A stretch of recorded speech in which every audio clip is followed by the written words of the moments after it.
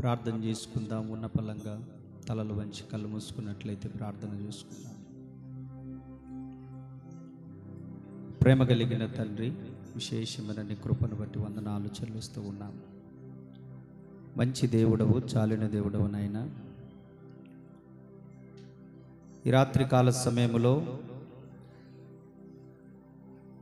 మేమందరము మీ సన్నిధిలో ఉండడానికి కృపనిచ్చినందుకు వందనాలు. మరి కొద్ది నిమిషాలలో మమ్మల్ని మీరు నూతన సంవత్సరములోనికి నడిపించబోతూ ఉన్నారు. కృతజ్ఞతలు చెల్లిస్తూ ఉన్నాము. నూతన సంవత్సరమును చూడడానికి మేము యోగ్యులమని అనుకోవడం లేదు, కానీ కేవలం అది నీ కృప వలన మాత్రమే జరుగుతూ ఉందని మేము నమ్ముతూ ఉన్నాము. నీ కృప లేకపోతే మేము బ్రతకలేము. మీ సన్నిధి మా పక్షాన ఉంచినందుకు కృతజ్ఞతలు చెల్లిస్తూ ఉన్నాము. ఈ సమయంలో నాతోనూ వచ్చిన ప్రతి బిడ్డతోనూ మాట్లాడి ముచ్చటించి హెచ్చరించి మమ్మల్ని మేము సరి చేసుకొని మీ మార్గాల్లో నడుచుటకు సహాయం చేయమని యేసయ్య నామములో అడుగుచున్నాము తండ్రి, ఆమేన్. కొద్ది నిమిషాలు మీరు తప్పకుండా వినాల్సినటువంటి కొన్ని మాటలు, అటు ఇటు తిరగకుండా. ప్రియమైన దేవుని పిల్లలారా, యేసుక్రీస్తు నామములో మీ అందరికీ వందనాలు తెలియజేస్తూ ఉన్నాను. అందరికీ వందనాలు. ప్రభు అందరినీ దీవించునుగాక. ఈ వర్తమానము హెచ్చరిక వర్తమానము. ఈ వర్తమానము మనందరికీ ఈ సమయంలో కావలసినటువంటి వర్తమానము.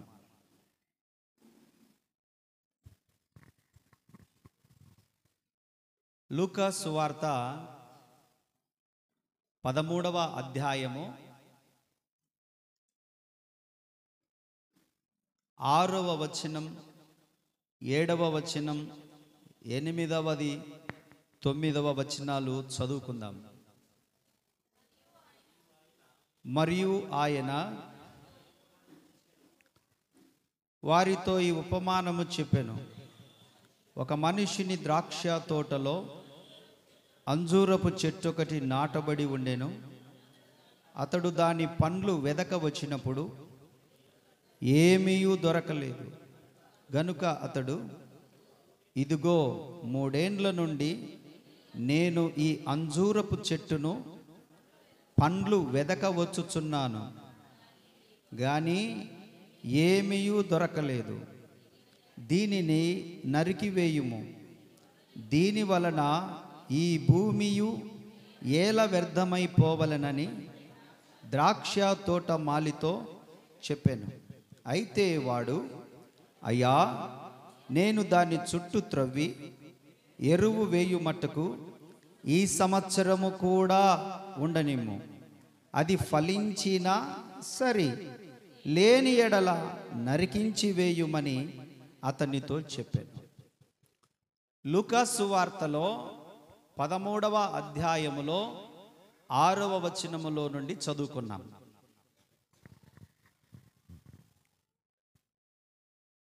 అక్కడ ఒక తోట కనిపిస్తూ ఉంది.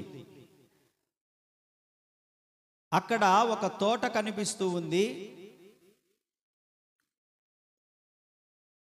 ఆ తోటకు యజమాని ఉన్నాడు.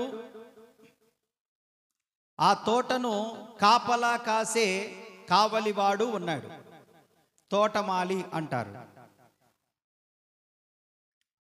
ఆ తోటను కాయడానికి తోటమాలి ఉన్నాడు. ఆ తోటను సందర్శించి పరామర్శించి సంవత్సరమునకొకసారి వచ్చి చూసి కాయలు కాస్తే, పండ్లు కాస్తే ఆ పండ్లను తీసుకొని అనుభవించాలనుకుంటున్న యజమానుడు కూడా ఆ తోటకు ఉన్నాడు.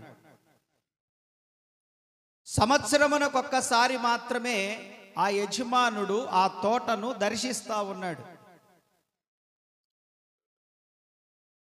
ఆ క్రమంలోనే ఒకరోజు నా తోటను చూద్దాము, నేను తోటమాలికి అప్పగించాను కదా, ఆ తోటమాలి చేతిలో ఆ చెట్లన్నీ ఉన్నాయి కదా,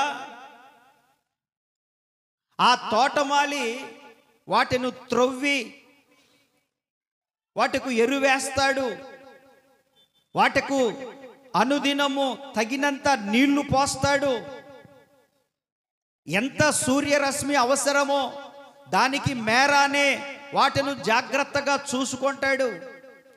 పురుగు పట్టకుండా, చెదలు పెట్టకుండా, ఏవైనా గేదెలు పశువులు ఆ తోటలో పడి వాటిని తిని వాటిని పాడు చేయకుండా, ఎలా పడితే అలా ఏవి పడితే అవి వచ్చి వాటిని చెదరగొట్టకుండా తోటమాలిని ఉంచాను కదా, ఆ తోటమాలి నమ్మకమైన వాడు, ఆ తోటమాలి ఈ తోటను చాలా జాగ్రత్తగా కాపు కాస్తాడు అని చెప్పి, ఇక సంవత్సరం అవుతుంది నేను వెళ్ళక, ఇప్పుడు నేను వెళ్ళి ఆ తోట ఎలా ఉందో ఆ పండ్లు కొన్ని నేను తిని నా బిడ్డలకు తీసుకొని వెళ్ళాలి అని చెప్పి అకస్మాత్తుగా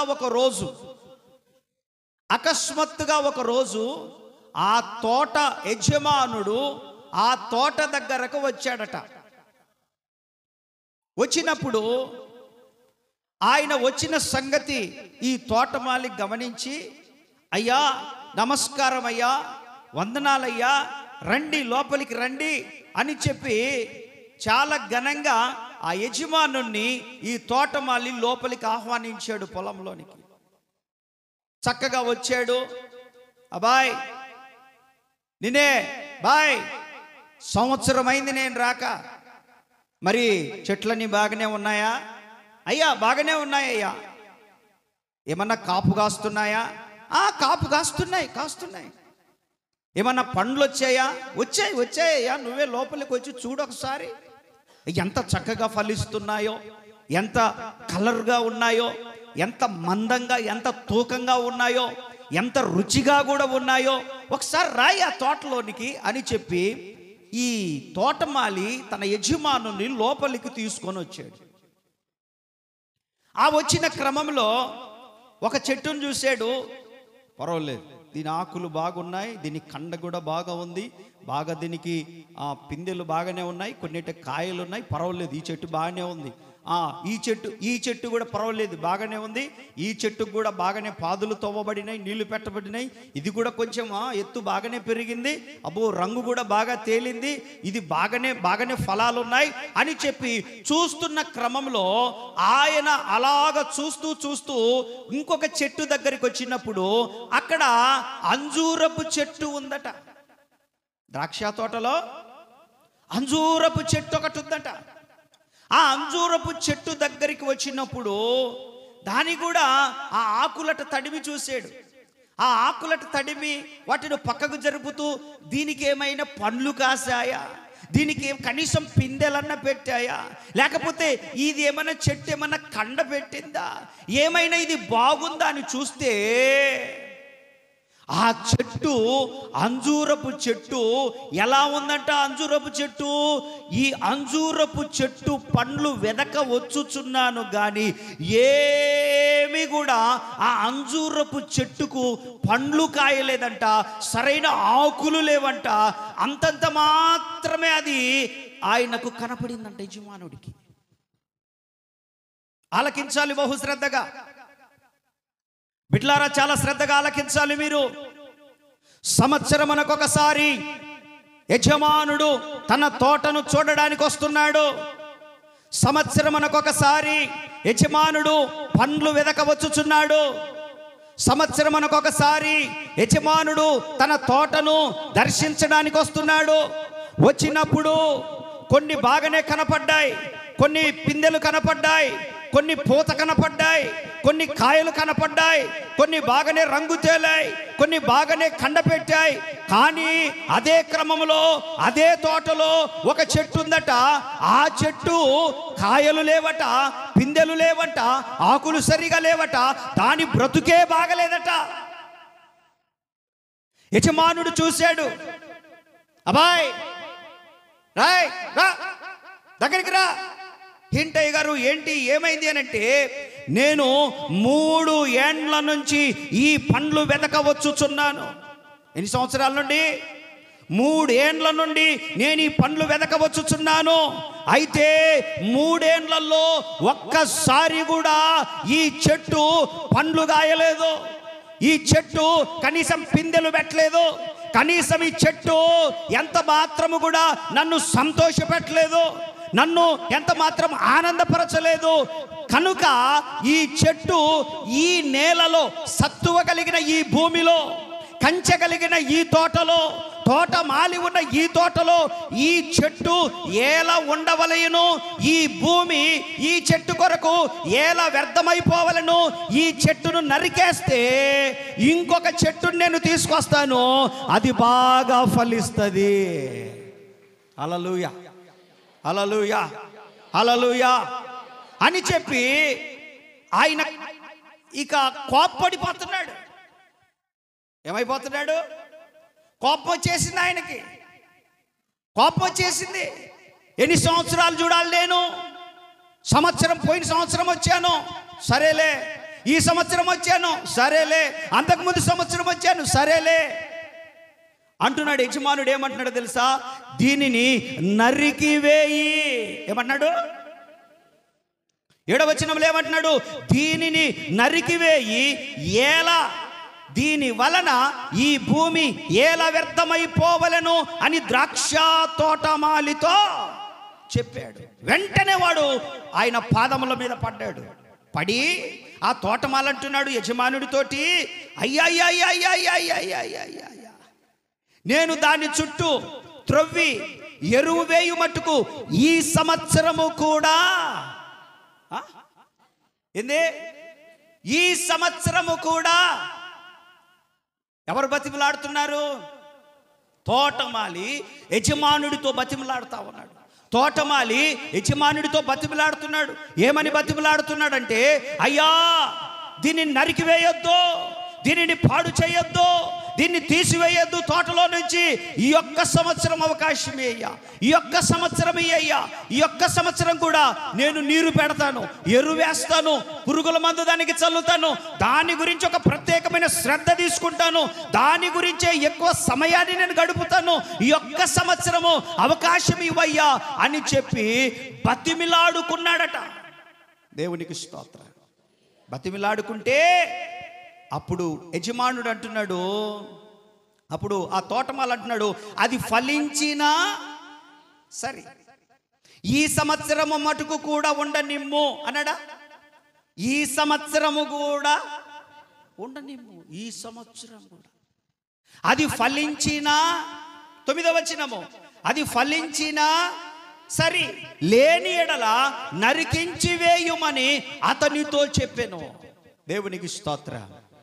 హల్లెలూయా, హల్లెలూయా చెప్పండి చేతులెత్తి. హల్లెలూయా. బిడ్లారా చాలా జాగ్రత్తగా గమనించాలి మనము. తోట అనగా దేవుని సంఘము, తోట మాలి అనగా దైవజనుడు, తోట యజమానుడు అనగా యేసుక్రీస్తు ప్రభువారు. చప్పట్లు కొడితే యేసయ్యని కనపరుద్దాం.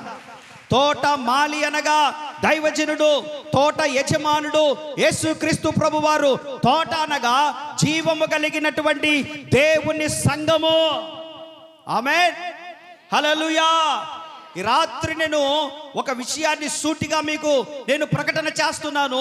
ఈ దోషము నా మీద, నా కుటుంబం మీద ఉండకుండాను గాక. ఈ విషయములో నేను నా కుటుంబము దోషులుగా దేవుని దగ్గర నిలబడకుందుము గాక. ప్రతి సంవత్సరము కానీ, ప్రతి వారము కానీ, ప్రతి నెల కానీ నేను ప్రకటన చేస్తా ఉన్నాను. నేను సువార్త ప్రకటిస్తున్నాను, ఉపదేశం ఇస్తున్నాను, నెలకొక దైవజనులను పిలిపించి వాక్యం చెప్పిస్తా ఉన్నాను. అయినా కొన్ని చెట్లు ఫలించడం లేదు, కొన్ని చెట్లు పూత వేయడం లేదు, కొన్ని చెట్లు పిందెలు కాయడం లేదు, కొన్ని చెట్లు చూడడానికి మాత్రం పచ్చగా కనబడుతున్నాయి. కానీ యజమానుడైన యేసు క్రీస్తు ప్రభు వారు అప్పుడప్పుడు దర్శించడానికి, సంవత్సరానికి ఒకసారి దర్శించడానికి ఆయన వస్తున్నాడు. జాగ్రత్త, ఈ సంవత్సరం కూడా వస్తున్నాడు ఆయన. ఈ రాత్రి ఇక్కడికి వచ్చి నిలబడ్డాడు. వచ్చే సంవత్సరమైనా నువ్వు ఫలించినవా సరి, లేకపోతే నా బాధ్యత కాదు, నా కుటుంబం బాధ్యత కాదు. అది దేవునికి స్తోత్రాలు. ప్రతి సంవత్సరం నేను ప్రభు పాదాల దగ్గర పడతా ఉన్నాను. ప్రభువా, ఈ సంవత్సరమైనా వాళ్ళని ఉండనివ్వు. ఈ సంవత్సరం వాళ్ళ కొరకు ఎక్కువ ప్రార్థన చేస్తానయ్యా, ఎక్కువ ఉపవాసాలు ఉంటానయ్యా, ఎక్కువ వాళ్ళు మారుమనసు పొందేటట్లుగా, వాళ్ళు బాప్తిస్మం పొందేటట్లుగా అయ్యా కడుపు కాల్చుకుంటానయ్యా, మోకాళ్ళు నలగొట్టుకుంటానయ్యా, రాత్రులలో లేచి పాదాలు పట్టుకుంటానయ్యా, రాత్రులలో నీ దగ్గర గడుపుతానయ్యా, బ్రతిమాలుకుంటానయ్యా.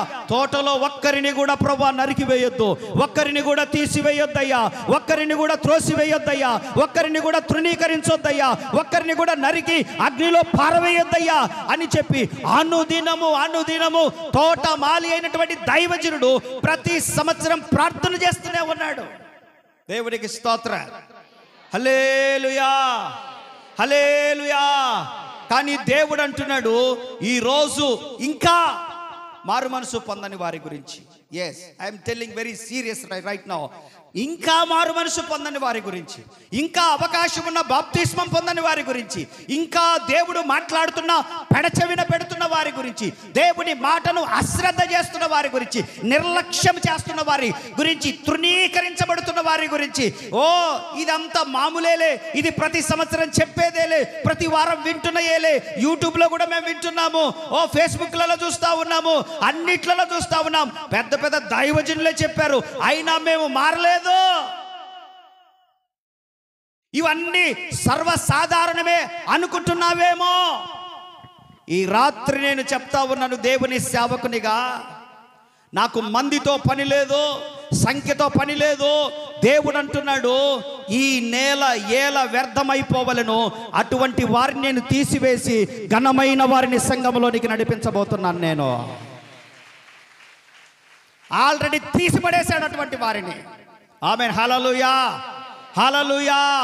ఏల నేల వ్యర్థమైపోవలను, ఫలించని వారు ఏం చేసుకోవడానికి సంఘములో, ఉపయోగం లేని వారు ఏం చేసుకోవడానికి సంఘములో, ఫలించని చెట్లు, ఫలములు లేని చెట్లు ఏం చేసుకోవడానికి సంఘములని దేవుడు, నేను చెప్తున్నాను దేవుని సేవకునిగా, ప్రతి సంవత్సరము అటువంటి వారిని ఏరి పారేస్తా ఉన్నాడు దేవుడు. చప్పట్లు కొడుతూ దేవుని గణపరుద్దాం. హల్లెలూయా, హల్లెలూయా, హల్లెలూయా. దైవజనుని మోకాళ్ళ ప్రార్థనను బట్టి, సంఘ ప్రార్థనను బట్టి ఇక్కడ ఉన్న వారందరినీ ఈ సంవత్సరమైనా ఫలిస్తారు, ఈ సంవత్సరమైనా ఫలిస్తారు, ఈ సంవత్సరమైనా ఫలిస్తారని అందరికీ అవకాశం ఇచ్చుకుంటూ వస్తున్నాడు ప్రభువు. ఆమేన్. మనం పరిశుద్ధులమని కాదు, మనం నీతిమంతులమని కాదు, మనం గొప్పవారమని కాదు, మనలో ఏదో తెలివితేటలు ఎక్కువైనాయని కాదు, దేవుని కృప మాత్రమే మనకు అవకాశం ఇచ్చుకుంటూ వస్తుంది. మత్తయి సువార్త 3వ అధ్యాయం 8వ వచనం 10వ వచనం. మత్తయి సువార్త 3వ అధ్యాయం 8వ వచనం చదవండి.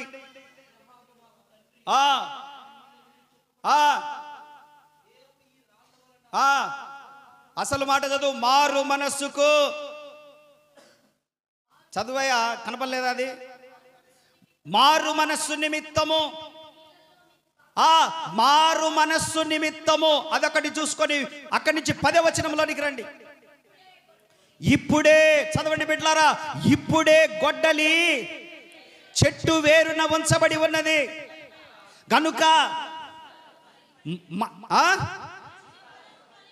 మంచి ఫలము ఫలింపని ప్రతి చెట్టును నరకబడి అగ్నిలో ఎక్కడికి తీసుకెళ్తాడు? ఫలించని వారు ఏమైపోతారు? ఫలించని వారు ఏమైపోతారు? మారు మనసు పొందని వారు ఏమైపోతారు? నరకబడి ఇక్కడేమో లూకాసు వార్త 13:6 అన్నాడు, ఏల ఈ భూమి వ్యర్థమైపోవాలని దీన్ని నరికాయి, దీని ప్లేస్లో ఇంకొకటి నేను నాటుతా అంటున్నాడు. దేవునికి స్తోత్ర, హల్లెలూయా. వాడి గురించి పొద్దుగుక్కులు ప్రార్థన చేయగాకు, ఈ ప్లేస్లో నేను ఇంకొకరిని తీసుకొస్తా. అదే కన్నీరు, అదే ఉపవాస ప్రార్థనలు, అదే మోకాళ్ళ అనుభవం వాడి కొరకు పెట్టుబడి పెడితే, ఆమె కొరకు పెట్టుబడి పెడితే, ఆ కుటుంబం కొరకు పెట్టుబడి పెడితే సంఘానికి క్షేమము కొరకు ఉపయోగపడతారు అటువంటి వాళ్ళు. ఉత్తొత్తోళ్ళందరూ ఎందుకు సప్పట్లు కొట్టి వెళ్ళిపోయేటోళ్ళు, ఉపయోగం లేని వాళ్ళు. నేను అనట్లేదు, యేసు ప్రభు అంటున్నాడు. దేవునికి స్తోత్ర, హల్లెలూయా, హల్లెలూయా. యజమానుడికి పనికి రాని వాళ్ళను దేవుడు తోటలో ఉంచడు. తోటమాలి బతిమిలాడుకోవడమే అనుదినము, తోటమాలి కడుపు మార్చుకోవడమే, తోటమాలి మోకాలు నల్లగొట్టుకోవడమే, తోటమాలి సేవకుడు సేవకుడు సేవకుడు సేవకుడు మీ కొరకు రాత్రింబవళ్ళు 365 రోజులు ప్రార్థన చేస్తూనే ఉన్నాడు. ప్రభువా ఈ సంవత్సరం ఉంచండి, ఈ సంవత్సరం ఉంచండి, ఈ సంవత్సరం ఉంచండి, ఈ సంవత్సరం ఉంచండి, ఫలిస్తారయ్యా ఫలిస్తారయ్యా ఫలిస్తారయ్యా ఫలిస్తారయ్యా అంటున్నాడు దేవుడు. ఫలించినా సరి, లేని ఎడలా దేవునికి స్తోత్ర, హల్లెలూయా. మారు మనస్సుకు తగిన ఫలములు చెప్పండి. మారు మనస్సు పొందావా? మారు మనస్సు పొందిన నీవు బాప్తిస్మం ఎందుకు తీసుకోవట్లేదు? బాప్తిస్మం తీసుకున్న నీవు ఆత్మ ఫలములు ఫలిస్తున్నావా? గలతీలకు రాసిన పత్రిక 5:22లో చెప్పినట్లుగా ఆత్మ ఫలమేమనగా ప్రేమ, సంతోషము, సమాధానము, దీర్ఘశాంతము, దయాలత్వము, మంచితనము, ఆశా నిగ్రహము, ఈ 9 ఫలాలను మారు మనసు పొంది బాప్తిస్మం తీసుకున్న ప్రతి ఒక్కరూ ఫలించుదురుగాక. హల్లెలూయా. మంచి ఫలములు ఫలించని ప్రతి చెట్టు అన్నాడు. ఏమన్నాడు? కోడ్ చేశాడు అక్కడ ఆ మాటను. ఏమన్నాడు అక్కడ? మంచి ఫలములు ఫలించని ప్రతి చెట్టు. మంచి ఫలాలు కాస్తాయి, కొన్ని చేదైన ఫలములు కాస్తాయి. యెషయా గ్రంథం 5వ అధ్యాయంలో అంటాడు, ఏమంటాడు? చేదైన ఫలములు కాస్తాయి. సత్తువ కలిగినటువంటి కొండ మీద నా ప్రియునికి ఒక ద్రాక్షావనము కలదు. ఆయన దానిని బాగుగా త్రొవ్వి రాళ్లను ఏరి అందులో శ్రేష్టమైన ద్రాక్ష పండ్లను నాటించెను. దాని మధ్యన ఒక బురుజు కట్టించి ద్రాక్ష తొట్టి తొలిపించి ద్రాక్ష పండ్లు ఫలింపవలనని ఎదురు చూచుచుండెను గాని అవి కారు ద్రాక్షలు కాచెను. కారు ద్రాక్షలు అంటే చేదు ద్రాక్షలు కాచెను. దేవునికి స్తోత్ర, హల్లెలూయా, హల్లెలూయా. నేను చెప్తున్నాను, చాలా జాగ్రత్తగా గమనించండి. సంవత్సరానికి ఒకసారి దేవుడు ఈ ఒలీవ పరిచర్లను దర్శించుకుంటూ వస్తూ ఉన్నాడు. సంవత్సరానికి ఒకసారి ఈ తోటలోనికి దిగి వస్తున్నాడు ఆయన. ఏ చెట్టు ఫలిస్తుంది, ఏ మొక్క ఫలిస్తుంది, దేనికి ఎరువు వేయబడతా ఉంది, దేని కొరకు ఇలా ఉన్నారు, ఎందుకు ఇది ఫలించకపోవడానికి గల కారణం ఏంటి? ఏమన్నా పిచ్చి మొక్కలు అడ్డం వస్తున్నాయా, లేకపోతే రకరకాలైన కలుపు మొక్కలు అడ్డం వస్తున్నాయా, లేకపోతే దీనితో పాటు ఆ పక్కనున్న చెట్టు యొక్క దాని యొక్క పరిస్థితి ఏంటి? ఏ చెట్టుతో ఈ చెట్టు సహవాసం చేస్తుంది, ఏ చెట్టు వేర్లు ఈ చెట్టు కిందికి వస్తా ఉన్నాయి, ఎవరితో ఎవరు కలిసిపోతా ఉన్నారు? లోకస్తులతో కలిసిపోతున్నారా? పాపం చేసే వారితో కలిసిపోతున్నారా? వ్యభిచారులతో కలిసిపోతా ఉన్నారా? అన్యజనులతో కలిసిపోతున్నారా? విగ్రహారాధకులతో కలిసిపోతున్నారా? అంతా సమానమే అనేటువంటి భ్రమలో బ్రతుకుతున్న వారితో కలిసిపోతున్నారా? ఎందుకు ఈ చెట్టు ఫలించడం లేదు? దీని నిర్లక్ష్యం కారణమా, లేకపోతే వాక్యం సరిగా అందడం లేదా, ప్రార్థన సరిగా అందడం లేదా, దీని కొరకు తోటమాలి సరైనటువంటి శ్రద్ధ తీసుకోవట్లేదా, గృహాలు దర్శించడం లేదా, వాక్యం విత్తట్లేదా, అభిషక్తులైన వారిని తీసుకొచ్చి వర్తమానాలు ఇప్పించడం లేదా, దీని కొరకు కన్నీరు తక్కువైందా, సంఘంలో ప్రార్థన తక్కువైందా, ఏది తక్కువైందని చెప్పేసి దేవుడు ప్రతి సంవత్సరము ఒలీవ పరిచర్యలోనికి దిగి వస్తూనే ఉన్నాడు. దేవునికి మహిమ కలుగునుగాక. హల్లెలూయా, హల్లెలూయా. చాలా జాగ్రత్తగా గమనించండి. ప్రభువు దిగి రావడం మాత్రమే కాదు, ప్రతి చెట్టును తేరి పార చూస్తా ఉన్నాడు. Listen carefully. ప్రతి చెట్టును ఆయన తేరి పార చూస్తా ఉన్నాడు. హల్లెలూయా. నేను కేవలము మీరు దేవుని సన్నిధిలోకి వచ్చినప్పుడే చూస్తున్నా, కానీ దేవుడు మిమ్మల్ని ఇండ్ల దగ్గర కూడా చూస్తూ ఉన్నాడు ఆయన. మీ ప్రయాణాలలో చూస్తూ ఉన్నాడు ఆయన. మీరు పనులకు వెళ్ళేటప్పుడు చూస్తున్నాడు ఆయన. మీరు ఒంటరిగా ఉన్నప్పుడు చూస్తున్నాడు. మీరు పండుకున్నప్పుడు చూస్తున్నాడు. ఎక్కడ ఉన్నా కూడా దేవుడు మిమ్మల్ని తేరి పార చూస్తూ ఉన్నాడు. చెప్పండి చేతులెత్తే. హల్లెలూయా, హల్లెలూయా, హల్లెలూయా. బిడ్డలారా, దేవుడు తేరి పార చూస్తా ఉన్నాడు. బురుజు ఏర్పాటు చేయబడింది, దానికి ఒక ప్రత్యేకమైన స్థానం ఏర్పాటు చేయబడింది. అయితే ఒకరోజు ఆ ద్రాక్ష పండ్లు ఎలా ఉన్నాయో అని చెప్పి వచ్చి చూస్తేనట, కాయలైతే కాసాయి కానీ అవి పండ్లే కానీ చూడడానికి మంచి రంగులో ఉన్నాయి కానీ, బాగా కండబెట్టి ఉన్నాయి కానీ, అందరూ ఆకర్షించబడేటట్లు అబ్బో అబ్బో ఎంత బాగుంది, అబ్బో ఆశీర్వాదం అంటే ఈవిడిదే, ఆశీర్వాదం అంటే ఇతనిదే, ఆశీర్వాదం అంటే వీళ్ళదే అన్నట్టుగా కనపడుతున్నారు. కానీ ప్రభు వచ్చి ఒక్కసారి ఆ పండు, బా ఇంత రంగులో ఉంది, ఇంత బాగా ఉంది, ఒక్కసారి పండు పట్టుకొని తిందామని చెప్పి ప్రభు ఆ పండు తీసుకొని అట్లా కొరికి సప్పరిస్తే ఎలా ఉంది? అది చేదుగా ఉంది. ఈ పండు అట్టుందేమలే, ఈ పండు అట్టే, ఇంకొక పండు తీసుకొని తిందాం, అన్ని పండ్లు ఎందుకు అట్టుంటే ఇంకొక పండు, ఆ పండు కూడా తీసుకొని నోట్లో పెట్టుకొని కొంచెం కురికితే నేలకకు తగలక ఆయన ఊసేశాడు. అరే బాబోయ్, ఏంది ఇది, రెండవది కూడా అలాగే ఉంది అని ఇంకొక చెట్టు దగ్గరికి వెళ్ళాడు. ఆ చెట్టు దగ్గరికి వెళ్ళి చూస్తే అది అలాగే ఉంది. ఇంకొక చెట్టు దగ్గరికి వెళ్ళి చూస్తే అది అలాగే ఉంది. అలాగ చూస్తూ చూస్తూ చూస్తూ చూస్తూ చూస్తూ ఉన్నప్పుడు అవన్నీ కూడా ఎలా ఉన్నాయి? పండ్లన్నీ చేదుగా ఉన్నాయి.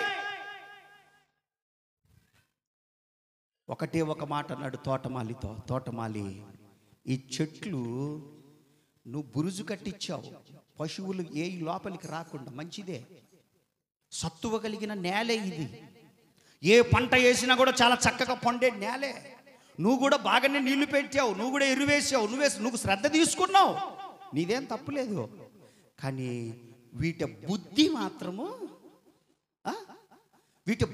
మాత్రము మారలే. నువ్వు ఎంత నీళ్లు పెట్టినా, నువ్వు ఎంత దీనికి సెక్యూరిటీ ఇచ్చినా, పశువులు రాకుండా, లేకపోతే బర్రెగొడ్లన్నీ తొక్కి దాన్ని పాడు చేయకుండా నువ్వు ఎంత వాటికి కాపుదల కాసినా వాటి బుద్ధి మాత్రము మారలే. అందుకని వీటన్నిటిని నేనేం చేయాలనుకుంటున్నానంటే నరికి వేయాలనుకుంటున్నాను. నరికి వేస్తే పర్వాలే, మళ్ళీ ఏదో చిగురించి ఏదో మొద్దులో నుంచి అప్పుడప్పుడు చిగురు వస్తుంది కదా, ఏమండి, మొద్దు అంతవరకు కొట్టినాం అనుకో, ఏమవుతుంది, మరలా చిగురు వస్తుంది. కానీ ఆయన ఏమన్నాడో తెలుసా? నరికించి అగ్నిలో పడవేయనంటా ఉన్నాడు. ఇది చాలా ప్రమాదం. ఈరోజు బిడ్డలారా, 10 సంవత్సరాల నుంచి ఇక్కడ పరిచర్య జరుగుతూ ఉంది. ఈ 10 సంవత్సరాల పరిచర్యలో ఎన్నో వందల వర్తమానాలు విన్నారు. ఎంతో మంది అభిషక్తులైన దైవజనుల నోటి వాక్కులు విన్నారు. అనేక ప్రార్థనలకు వచ్చారు, అనేక వర్తమానాలు విన్నారు, అనేక సభలకు వచ్చారు, అనేకమైన కార్యక్రమాలకు వచ్చారు. ఆ కార్యక్రమాలను మీ చేతి గుండా కూడా చేశారు, అన్ని చేశారు. ఓకే, దేవునికి మంచి ఫలములు ఫలిస్తున్నావా? దేవునికి రుచికరమైనటువంటి ఫలములు నీలో కనపడుతున్నాయా? ఒకవేళ ఫలించిన సరి, నీ జోలి రాడు. ఫలించని ఎడల ఏమైతుంది? నరకబడి అగ్నిలో వేయబడే సమయం మీకు వచ్చేసింది. లేదు, సమయం లేదు ఇంకా. మీరు అనుకోవచ్చు, వచ్చే సంవత్సరం చూద్దాంలే, వచ్చే సంవత్సరం చూద్దాంలే. కడుపులో చాలా బాధతో చెప్తున్నా.